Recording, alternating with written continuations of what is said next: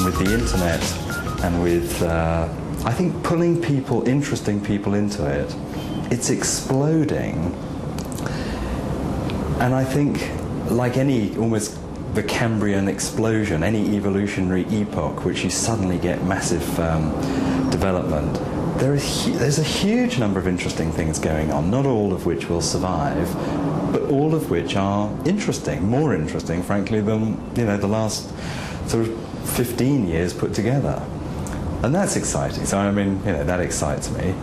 And the Brain Juicer story, which is one of innovation. I mean, I invented something called the mind reader, just to find out what a large number of people think and feel about any subject.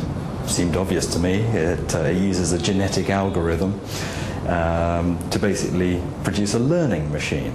Just very simple, but it works, and it tells you what people think. Since then, we've invented new research tools. I've played around with predictive markets, so using the wisdom of crowds, something that turns a lot of market research, classic sampling theory on its head, frankly, which is always quite fun. And I'm going to talk to you particularly about creatives. My mission was to try and find a way to create a test that can identify the naturally gifted creatives in the population. So like an IQ test, if you will, but one that actually we could find, not just people who look creative, but those who are actually creative, people who can produce interesting things.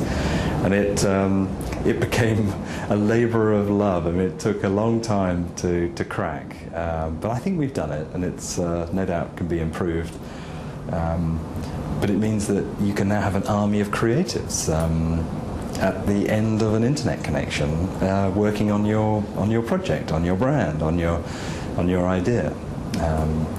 And so by now you'll have got the flavour. I mean, that's what I enjoy doing, and the only way to experiment is by trying.